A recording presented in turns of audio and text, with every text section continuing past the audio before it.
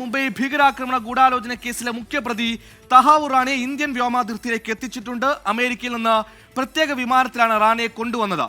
റാണയെ NIA സംഘം കസ്റ്റഡിയിൽ ചോദ്യം ചെയ്യും. കേസിൽ ആഭ്യന്തര മന്ത്രാലയം നരേന്ദ്രമാനെ പബ്ലിക് പ്രോസിക്യൂട്ടറെ നിയമിച്ചിട്ടുമുണ്ട്. ഇപ്പോൾ വിനീത വിജി വിശദാംശങ്ങളുമായി ചേർന്നു. വിനീത, അങ്ങനെ കാത്തിരിപ്പിനൊടുവിൽ തഹാവൂർ റാണയെ ഇന്ത്യയിലേക്ക് എത്തിച്ചിരിക്കുന്നു. ഇന്ത്യൻ വ്യോമാതിർത്തി കടന്നിരിക്കുന്നു എന്ന് മനസ്സിലാക്കുന്നു. സ്വാഭാവികമായും ഇനി എന്തൊക്കെയായിരിക്കും നടപടിക്രമങ്ങൾ? വർഷങ്ങൾക്ക് ശേഷം ഇന്ത്യയുടെ കുറ്റവാളി കൈമാറ്റത്തിൻ്റെയൊക്കെ ഡിപ്ലോമസിയുടെ ഭാഗമായി തഹാവൂർ റാണയെ ഇന്ത്യയിൽ എത്തിച്ചുടനുണ്ടാകുന്ന പ്രധാനപ്പെട്ട നടപടിക്രമങ്ങൾ എന്തായിരിക്കും? ഒരു FIR NIA രജിസ്റ്റർ ചെയ്തിട്ടുണ്ട്. ഇതുമായി ബന്ധപ്പെട്ട് അറസ്റ്റ് രേഖപ്പെടുത്തി കസ്റ്റഡിയിൽ ആവശ്യപ്പെടാനാണോ NIAയുടെ ആദ്യ തീരുമാനം? എന്താണ് ഏറ്റവും പുതിയ അപ്ഡേറ്റുകൾ?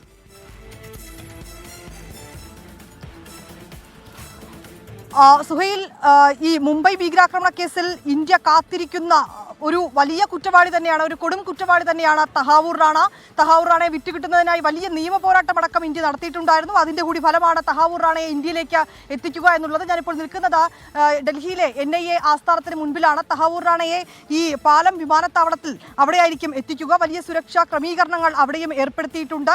വ്യോമസേനയുടെ പ്രത്യേക വിമാനത്തിലായിരിക്കും പാലം വിമാനത്താവളത്തിലേക്ക് എത്തിക്കുക. അതിനുശേഷം അവിടെ നിന്ന് നേരെ ഞാനിപ്പോൾ നിൽക്കുന്ന ഈ NIA ആസ്ഥാനത്തേക്ക് എത്തിക്കും. ഇവിടെ വലിയ ക്രമീകരണങ്ങൾ നമുക്ക് ദൃശ്യങ്ങളിൽ കാണാൻ കഴിയുന്ന പോലെ അതീവ സുരക്ഷാ ക്രമീകരണങ്ങൾ അടക്കമാണ് ഇവിടെയും ഏർപ്പെടുത്തിയിരിക്കുന്നത്. ഈ NIA ആസ്ഥാനത്തിന്റെ ഇരുവശത്തും ബാരിക്കേഡ് ഉപയോഗിച്ച് അവിടെ അടച്ചിട്ടുണ്ട്. ആ മറുവശങ്ങളിലേക്ക് വാഹനങ്ങളെ പോലും കടത്തിവിടുന്നില്ല. പോലീസിന് പുറമെ തന്നെ മറ്റ് അർദ്ധസൈനിക വിഭാഗങ്ങളിൽ അടക്കം ഉൾപ്പെടുത്തിക്കൊണ്ടാണ് ഈ സുരക്ഷാ ക്രമീകരണങ്ങൾ ഇപ്പോൾ കൂടുതൽ ശക്തമാക്കിയിരിക്കുന്നത്.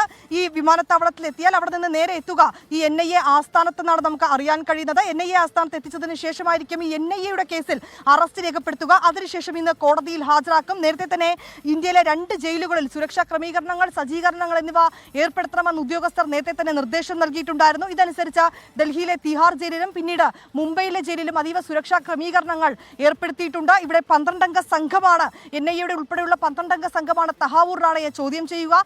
അജിത് ഡോവലിന്റെ ഒക്കെ നേതൃത്വത്തിൽ തന്നെയായിരിക്കും ഈ ചോദ്യം ചെയ്യലും മറ്റ് തുടർ നടപടികളും ഉണ്ടാവുക. നമുക്ക് ഈ ദൃശ്യങ്ങളിൽ കാണാൻ കഴിയുന്ന പോലെ തന്നെ അതീവ സുരക്ഷാ ക്രമീകരണങ്ങൾ വിവിധ മേഖലകളിൽ ഈ NIA ആസ്ഥാനത്തിന്റെ വിവിധ മേഖലകളിലൊക്കെ ഒരുക്കിയിട്ടുണ്ട്. ഇവിടേക്ക് എത്തിച്ചതിന് ശേഷം ഈ 12-അംഗ സംഘം ചോദ്യം ചെയ്യും. ഒപ്പം അതുമായി ബന്ധപ്പെട്ട ആ സംഘത്തിൽ ഈ വിവിധ NIAക്ക് പുറമെയുള്ള മറ്റ് അന്വേഷണ ഏജൻസികളുടെ ഉദ്യോഗസ്ഥർ ഉൾപ്പെടെ ഉണ്ടെന്നാണ് നമുക്ക് മനസ്സിലാക്കാൻ കഴിയുന്നത്. ഇവരടങ്ങുന്ന പ്രത്യേക അന്വേഷണ സംഘത്തെയാണ് ഇതിനായി ചുമതലപ്പെടുത്തിയിരിക്കുന്നത്.